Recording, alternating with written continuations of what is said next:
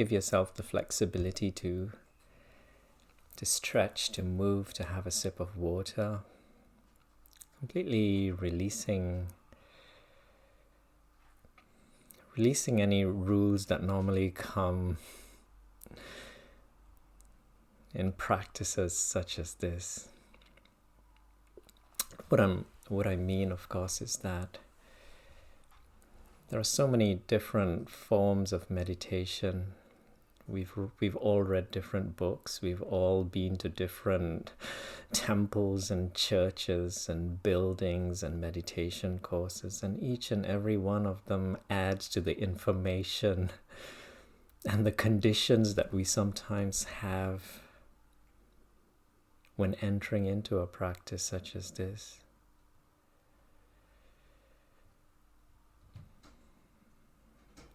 Perhaps a good starting point is just to remind ourselves not to make hard work of this, and simply treat it as we would a game. And you can call it the game of alignment. Reaching not always treating thoughts as enemies, which is sometimes what we do in practices such as this, but simply reaching for thoughts that allow us to make the best of this present moment.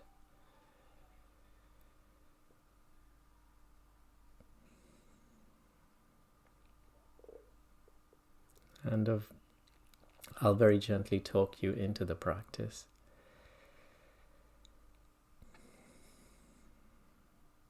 Just to give us some words to contemplate on. Because you know how this is more than just a practice where we set aside an hour and then return back to our normal daily lives. This is hopefully this 1 hour we have together. We create a lab of sorts.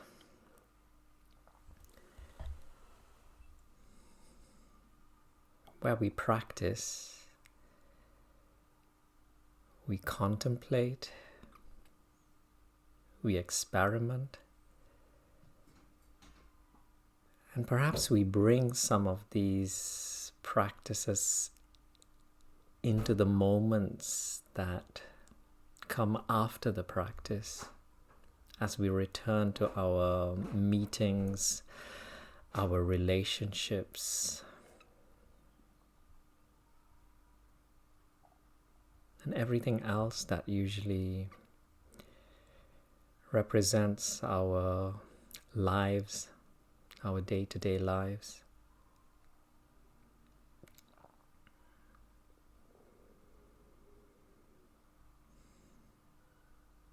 A core part of this practice is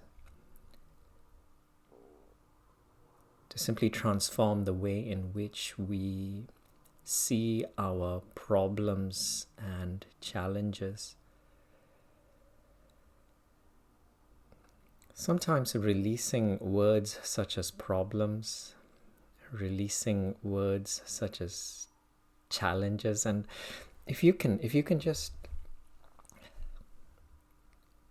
think about your life situation right now. Each and every one of us, we are certainly facing a different set of circumstances, and some of these circumstances we might call challenges or problems. Let's begin today's practice by simply choosing a different word with which to describe these situations and circumstances. So right now we started off by calling them problems and challenges, but there's another word which one of my teachers tries to remind her students to use, and that is contrast. every situation, a situation that presents contrast to us so that we can see more clearly. If you know anything about photography, or if you've ever used an iPad on the photo setting, you'll notice there's one button that represents contrast, which helps you to see the images more clearly.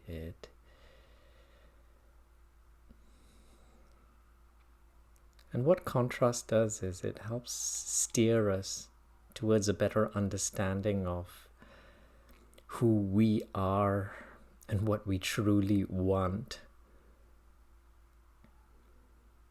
A very simple example is that this particular teacher uses is how when we buy a house, it's something we can all relate to. We go about and we buy a house. Initially, all we want is a house, for example, a home. And then we get the home. And then we realize that the house wasn't the most important thing. The neighborhood might have been perhaps a bigger, as important. And so then through the contrast, we've determined that the next time we buy a house, we're going to buy a house in a nicer neighborhood.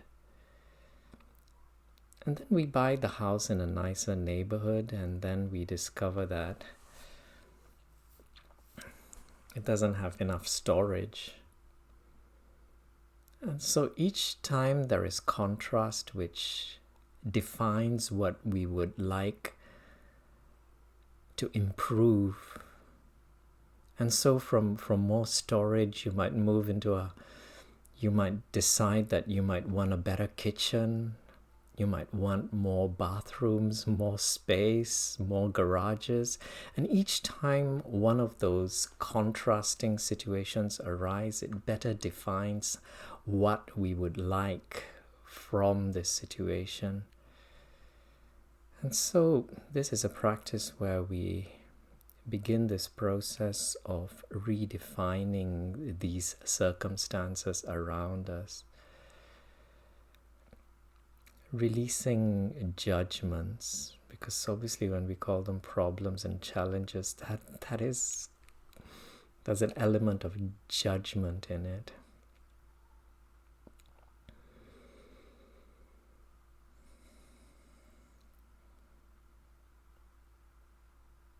How do we practice this?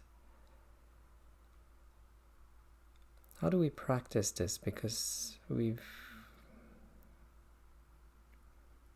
practiced seeing our lives in this way for a very long time.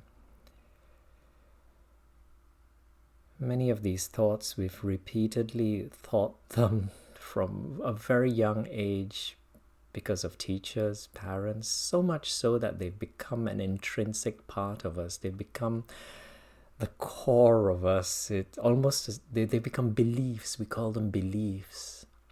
Beliefs that come from religion, from parents, from teachers, from the media.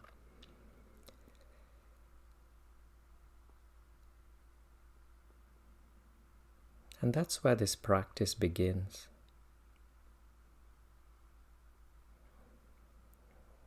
We find tools. My voice is going to guide you towards different tools that will help you to climb outside of your thoughts.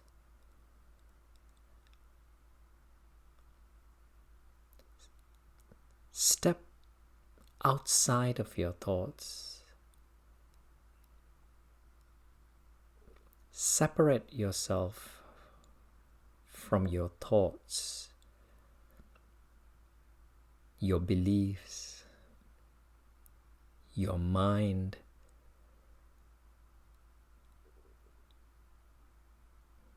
And where is this space that is outside of our thoughts? Teachers like Eckhart Tolle, they use words such as the now, the present moment, Some teachers call it the witnessing presence.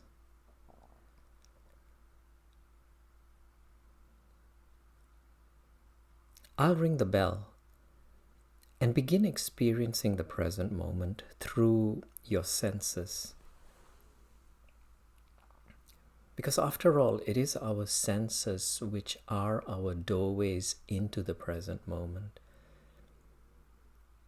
So long as we inhabit these bodies on this planet, there are 5 senses which come with the body.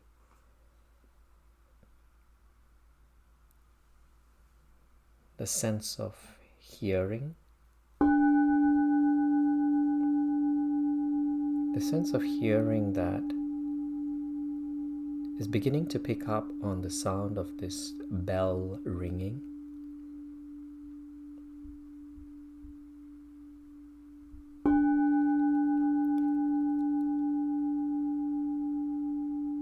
The sense of hearing that is listening to this bell which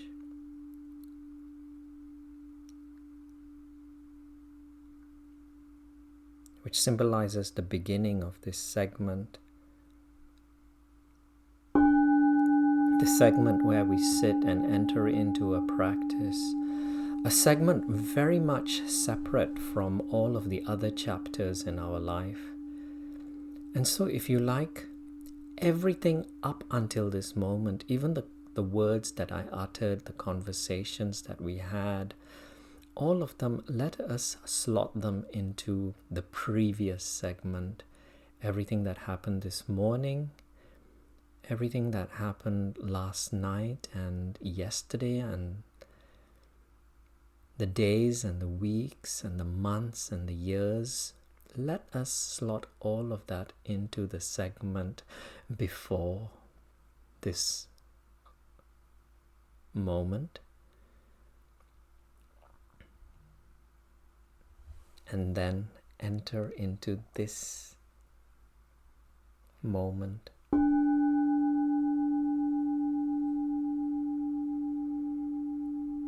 Around the sound of the bell, you will hear other sounds. You hear the sounds coming in from the streets outside of your building or your room. There might be voices, there might be cars, there might be roadworks.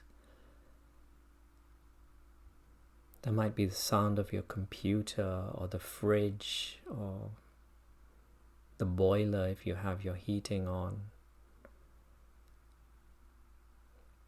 All of these are our doorways into the present moment. And then there would be the sense of touch. The sense of touch through the tips of your fingers. Most of us, we associate our sense of touch where we feel the heat from a cup or the heat around a stove. Activate the tips of your fingers just to feel where they are right now, where your fingers are resting. Your fingers, they might be in contact with other fingers or a different part of your body. They might be in contact with fabric.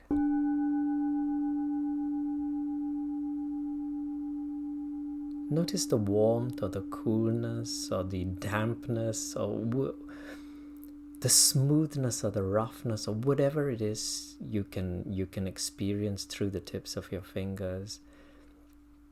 And then very gradually begin to recognize that the sense of touch is not limited only to the tips of the fingers as it begins to expand up your palm,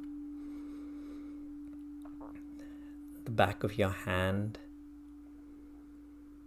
As you become aware of these different parts of the body, release little intentions to relax the skin, Relax the joints underneath, relax the bone, so that it all simply begins to loosen and you begin to experience the sensations for what they are at this moment.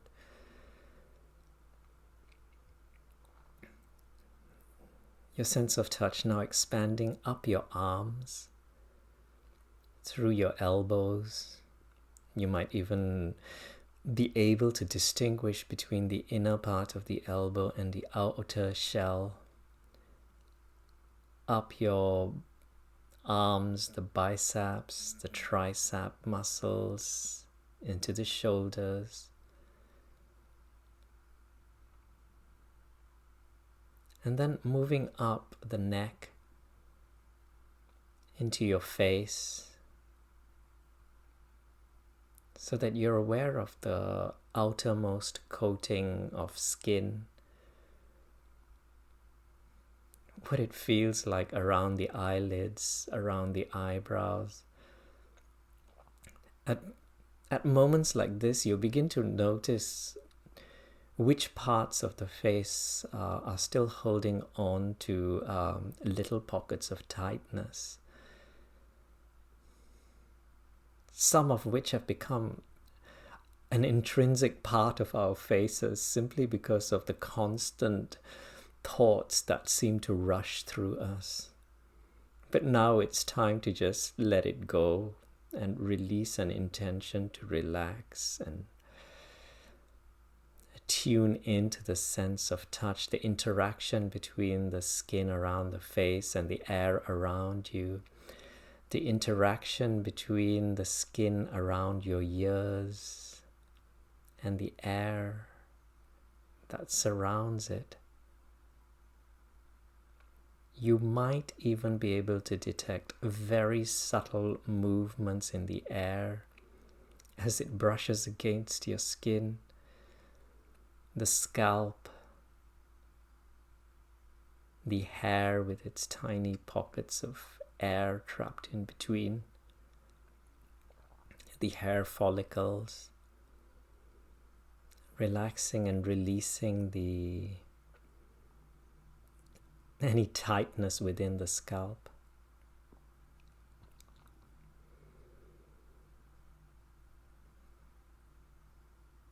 And then those parts of the body that are covered in clothing, bring your attention to your chest and your back and your stomach. And again, your arms. Feel the weight of the fabric that wraps itself around your body. And what other sensations can you experience through your skin in direct relation to the clothes that you're wearing? In particular, in your upper body. Let's just focus on the upper body for now. You'll notice little labeling, such as labels arising, from within the mind, such as this fabric feels soft or it feels stretchy. I'm just using words that come into my mind, but just allow yourself to experience and notice any of the labeling that you see arising. Because what we are seeking to do is to make sense of these sensations. Because so far as the skin is concerned, the body, as you notice, exists in the present moment. The body exists in this present moment. And in this present moment, the past doesn't exist, neither does the future. And if the past and the future don't exist, it means that everything that we learned through our minds as to what warmth is, what coolness is, what softness is, what roughness is, none of these apply. simply because there's nothing to compare the present moment with. And that's where the mind comes into our focus. Because we begin to use the mind like we would a magnifying glass, a filter. Because the mind is a vast library of information. It's the mind that accumulated information as to what it likes and dislikes, its warmth, coolness, what a soft material is, what a rough material is. And it kept refining its taste, deciding through different experiences, through what it read, Egyptian cotton, velvet, all sorts of definitions and labels were learned. And now, let's examine these sensations through this filter of the mind. Just noticing, why are we doing this? Why would we do this? By showing interest in these sensations, we invite the mind to join us in the present moment. And what you'll notice is some of you may already have started to feel or experience the lightness that comes with this space called the present moment, because it's left all of the past stories behind. Everything, all those previous segments that I was referring to this morning, last night, last few days, childhood memories. It's decided to completely leave all of those and enter into this present moment, aligning itself with the skin that surrounds our arms, that surrounds our chest, our back. The skin, it begins to align itself with the skin that is in contact with these fabrics. It begins to feel the very thin layer of warm air trapped in between the fabric and the skin. It doesn't matter what you're experiencing, whether it's comfortable or uncomfortable. We're more interested in the way in which the mind labels these sensations, and we're even more interested in the simple fact that it has left its stories behind. Not only the stories from the past, but the stories it's creating in the future. The plans, sometimes worries, anxieties, concerns. All of those pop like little bubbles touched by the needle of awareness. The needle of awareness, which is the present moment. Feel the weight of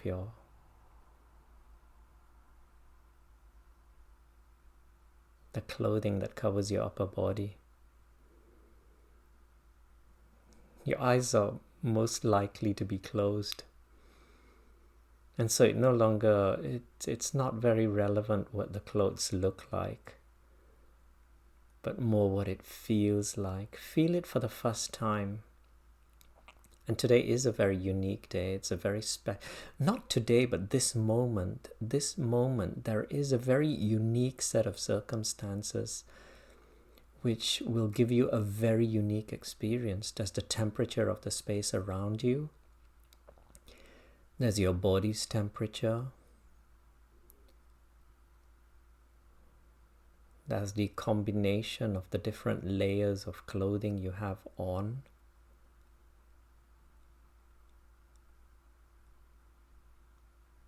There might be other variables such as movements in the air around you. Something particular that you ate or drank before this practice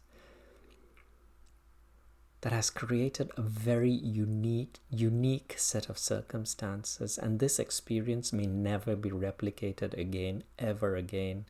And so let us experience it in its fullness, in its entirety, in its stillness. Releasing the judgments and observing them. And what I mean by this is that if you find yourself feeling comfortable, extremely comfortable, have you ever used those little post-it notes where, well, you can imagine in your mind's eye scribbling the word comfortable and then sticking it on one of those thoughts, and imagine the thought, that judgment, to be like a little bubble, a little soap bubble floating by. And then the same if it's uncomfortable, if it's too rough, if it's too warm, too cool. And notice the mind. Notice yourself stepping outside of your mind.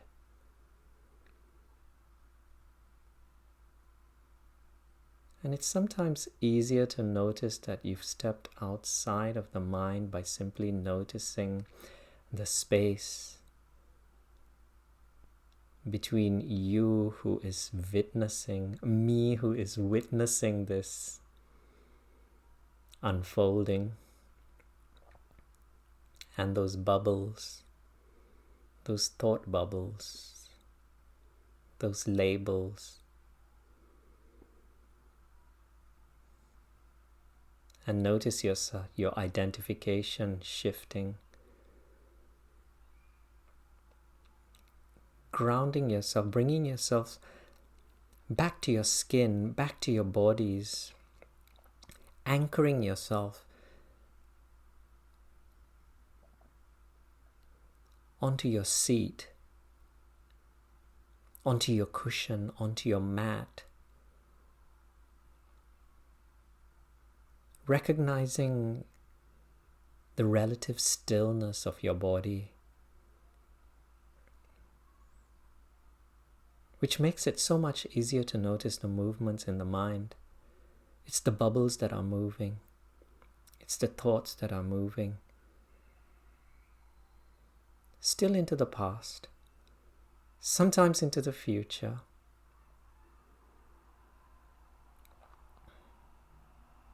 With you anchored into this moment.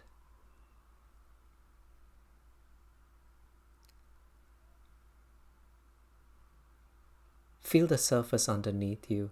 Feel the way in which your body interacts with the surface underneath. You might be on a chair or a cushion. Sometimes you might even be on hard flooring or a carpet. But whatever surface you're on,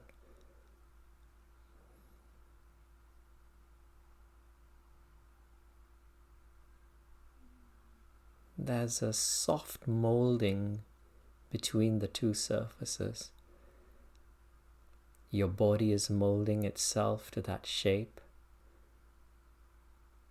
And if you're on a soft surface, that surface will be molding itself to support you, to balance you.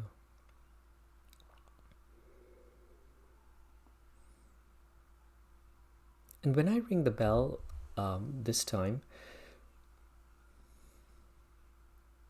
see if you can surrender your bodies a little bit more to the forces of gravity, so that you experience this interaction between your body and the surface underneath, surrendering your bodies to the forces of gravity.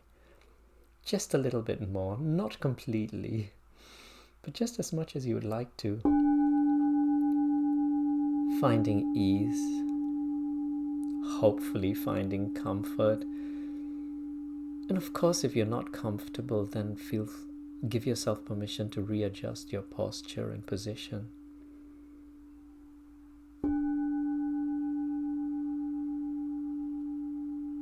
Loosening your joints, loosening your skin, loosening your muscles.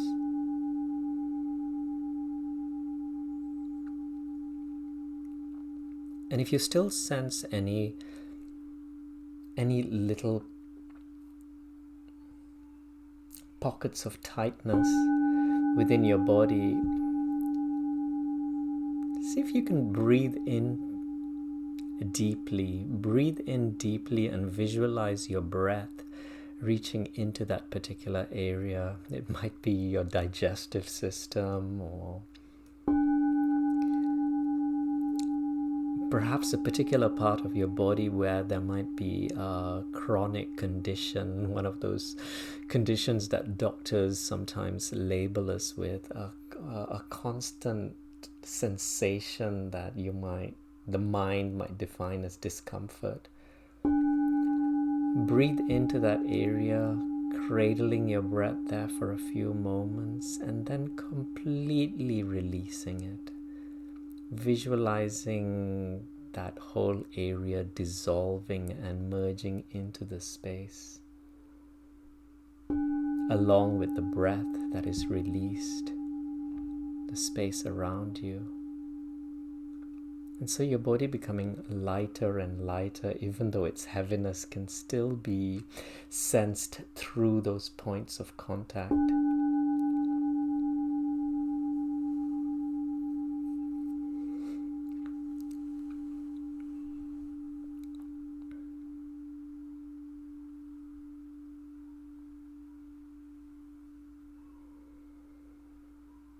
Now, casting a glance back at the mind, noticing where the mind is.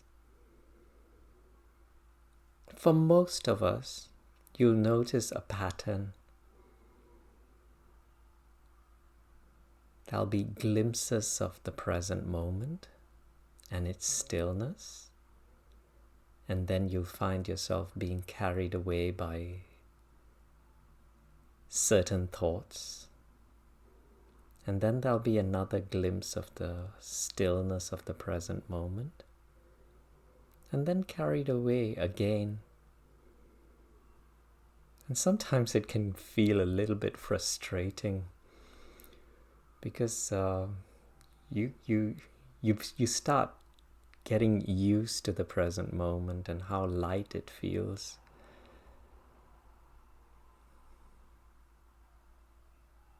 And then you remind yourself that this is a practice, and you're not meant to be perfect. You're not meant to constantly reside in this space, at least not for now. And every moment becomes the only moment of this practice. Because that is if you feel frustration, if you feel as though you are failing in the practice, if you feel impatience, that is an indicator that we have moved back into the thought process where there is time, there is impatience, there is frustration. There are rules and standards by which we need to uphold ourselves to. And that in itself becomes a trigger to step back into this present moment where you are breathing for the first time.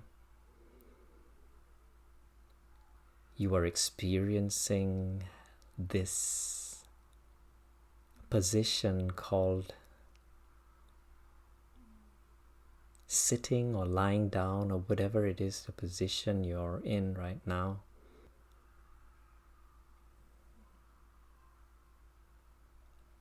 Breathe in almost as if you were breathing for the first time.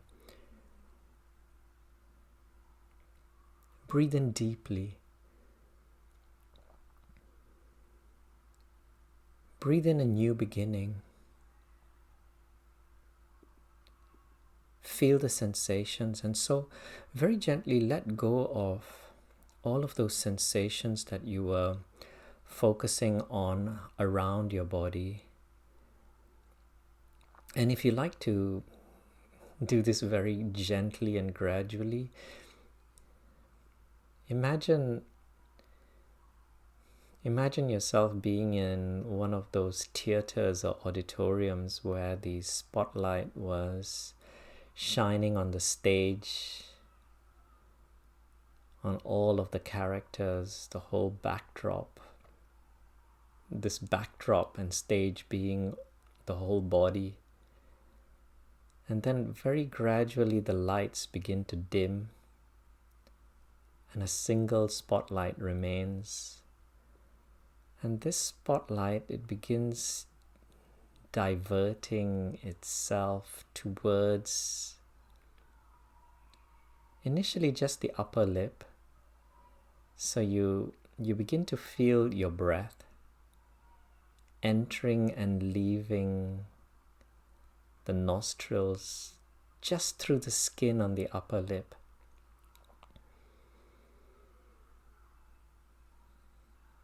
And then the spotlight, it reaches in through the nasal passage so that you begin experiencing this interaction between skin and air as it moves gradually into the body through the nasal passage. Controlling your breath as much as you can so that, and when I say controlling, I don't mean in an uncomfortable way. I mean breathing deliciously, breathing deeply. And if breathing deeply is quite a complicated concept, try just breathing in until you reach the capacity of your lungs and your stomach. And then pausing there for a brief moment before continuing and taking in a little bit more air. Still experiencing the sensations of the air flowing in. And then releasing your breath as slowly and as gradually as you can. Heightening the sensations. And it's the out breath is often so much easier to tune into because of the changes in temperature, the changes in humidity levels, the surfaces against which it moves, which are so much in contrast with the in-breath. And so breathing in this way, breathing in as deeply as you can, exhaling as gently and as slowly as you can. Letting every intake of breath represent a new beginning.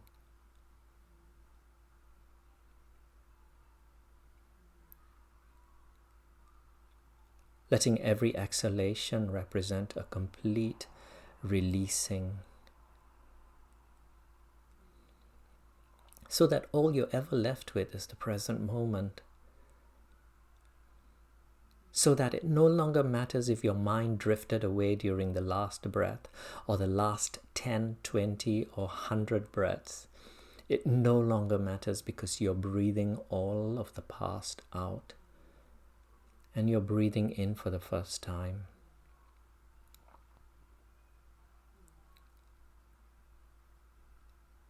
As you exhale and as you release,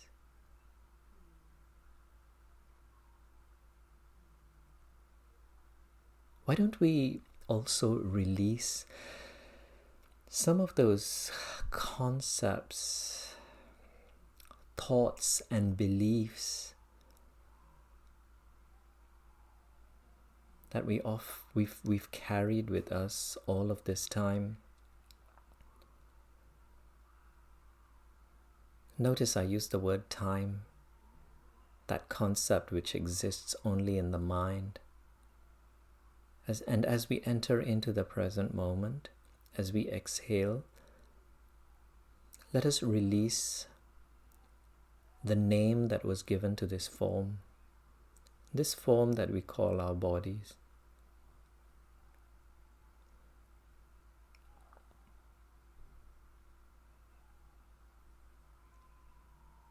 If you If you've ever read about some of the teachers in the East, or even the students, you'll notice that many of them have been given new names after a particular stage of initiation. They're usually given very long and names that mean different things. And that's usually symbolic of the releasing of the past. When we think of our names, we see a particular form.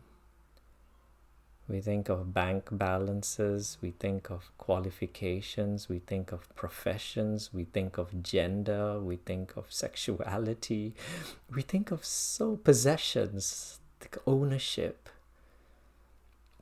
And so when you release your breath, when you release your name and that identity is attached to the name as you exhale, feel the lightness come over your body.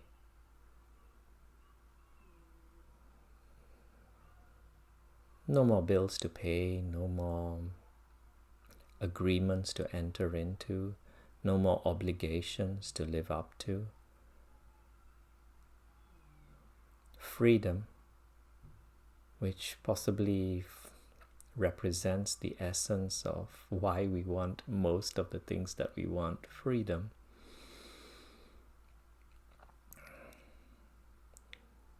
Release, as you exhale, release your gender. The gender that's attached to the name and the form. The baggage that comes with our sexuality.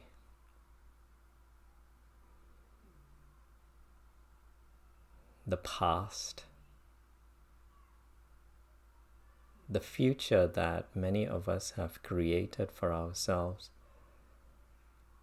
But notice that each one of us, we envision a future. But the only future we can imagine is based on what we know from the past, what we've learned.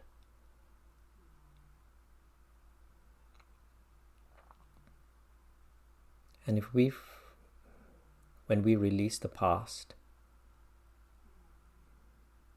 that future dissolves as well.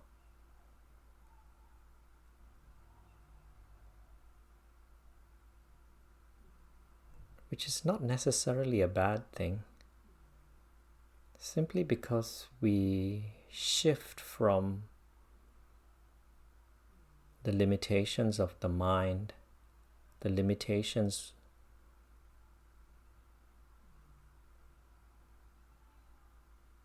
that come with beliefs and thoughts, into that space where everything else is possible.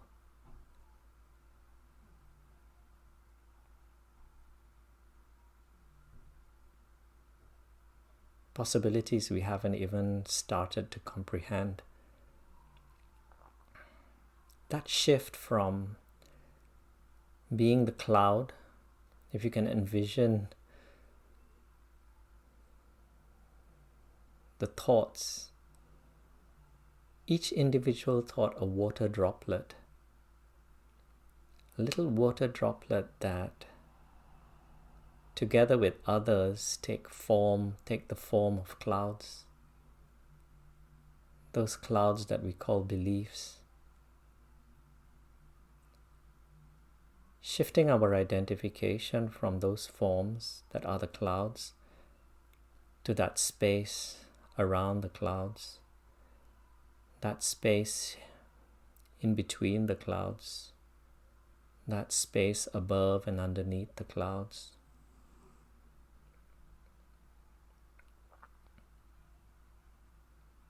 Breathing in the space. Bring your attention back to your breath and begin to recognize that it is this space that you are breathing in.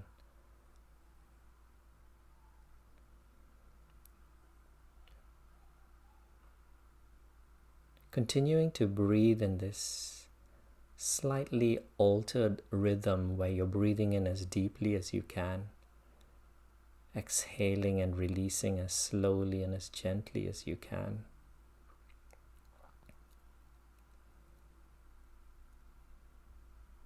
And when you hear the bell,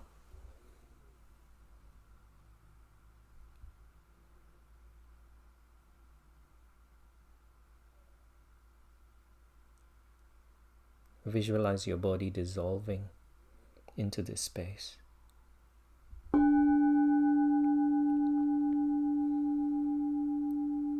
Almost as though it was fading.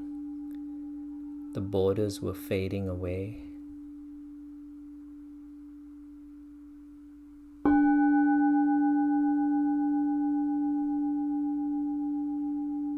Not into insignificance, but into greater significance. Inhabiting the space that reaches into all of the corners of this room, the walls, making their way through the gaps underneath the doors and around the windows, through the keyholes into the corridors and the spaces outside.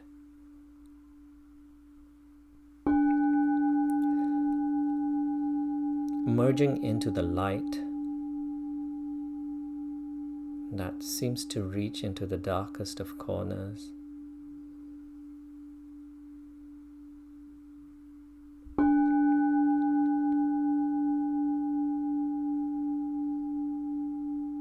Into the streets outside.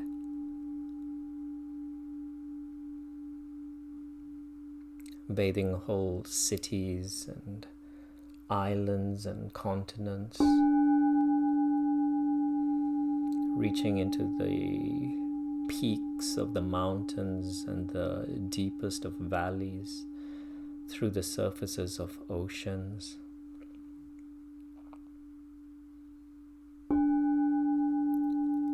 As you breathe out, continuing to release and let go of everything, because this is a very unique practice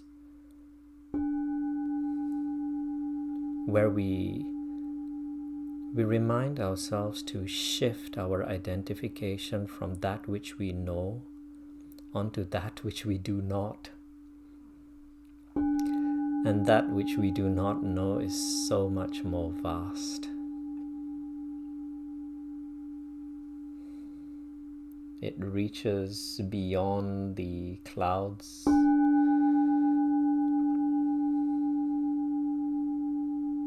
It reaches beyond the suns and the stars.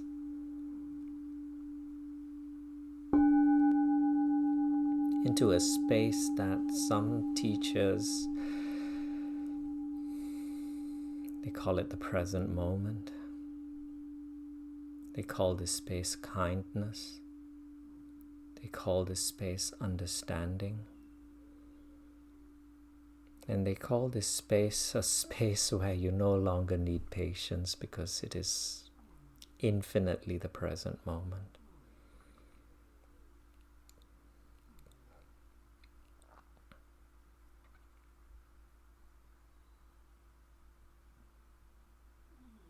Let us move into a very short visualization practice now, as we inch ourselves closer to the end of this practice.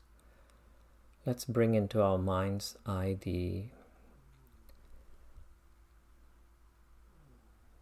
an image of a mountain, and let this mountain merge into our bodies. And so our heads becoming the peak of this great mountain. And then our arms and our chests and our backs becoming the sides of this mountain. And those points of contact between the body and the surface underneath us, representing the base of this mountain. But because of the way in which the mountain merges into the crust of the earth, let us to visualize our own bodies merging into these surfaces underneath us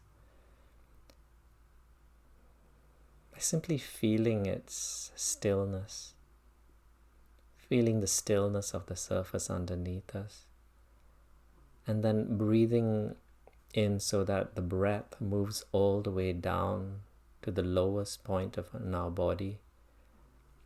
And as we exhale, letting that border between our body and the surface underneath us dissolve so that we merge into that space, becoming a part of the stillness underneath us, anchoring ourselves. And during this practice, we spoke much about the mind being a separate entity. Let the clouds around us, the clouds and the mist, represent the mind. Let the changing weather patterns and the changing light conditions represent the changes that occur within the mind. Noticing how daylight turns into night and night into day. Noticing the different shapes of the clouds, sometimes stormy, sometimes calm. Notice the temptation to identify with the clouds, especially when they're very thick and covering our whole vision. And it's at these times, at these moments, that we would wish to anchor ourselves, remind ourselves, using the mind as a tool to remind ourselves that we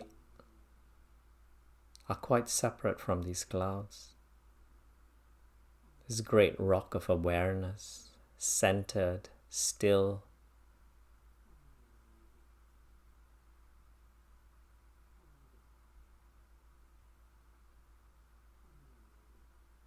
and it is the clouds that are moving, the gaps appearing. And the practice is to notice this movement, even when they appear to surround us and distort our vision. Sitting, breathing, being this great rock of awareness.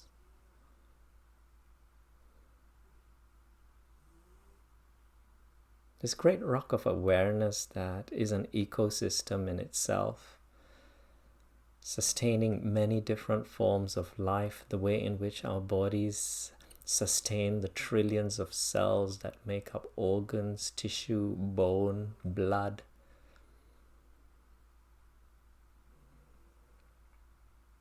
And notice the way in which this mountain, this great rock of awareness, it does not attempt to control or assert its influence over any of these life forms the way we do. And what I refer to is when we put ourselves through stress and worry and anger and anxiety, which often come simply from the identification we have with our mind. We attempt to control this natural flow within our bodies. And the natural flow is simply one of balance and well-being, one that seeks to always bring our bodies and cells back into a state of balance. We remember past events, we worry about the future, seeing the world through the lens of the mind.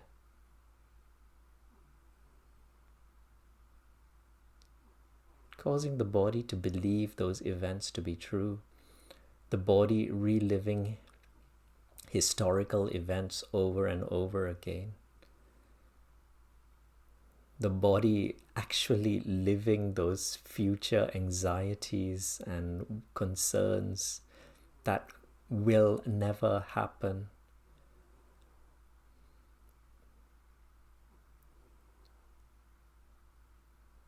Simply bringing ourselves back to our breath,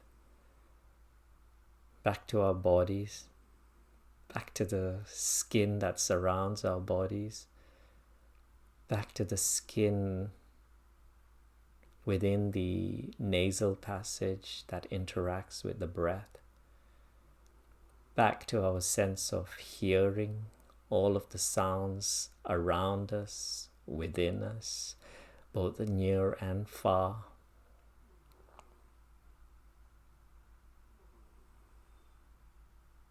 And step into this present moment, allowing the clouds to move.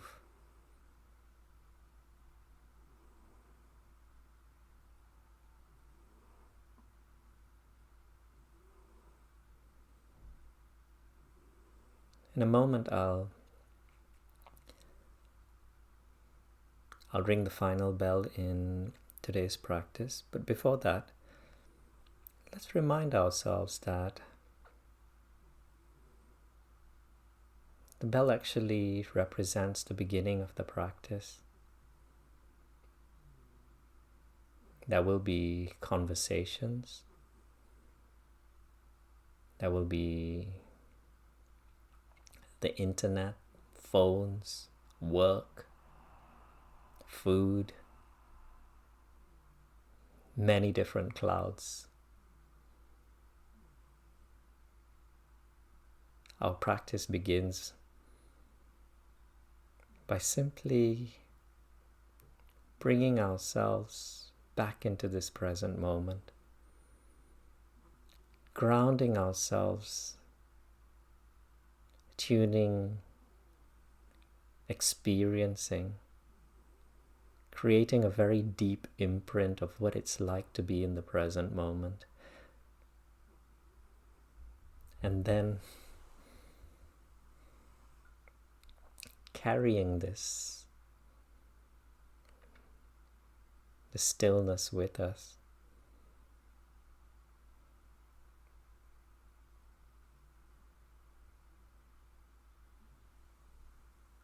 As the world unfolds around us.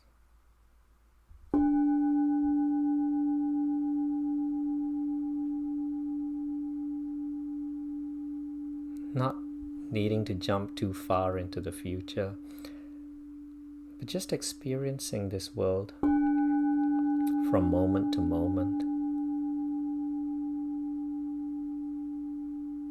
breath to breath.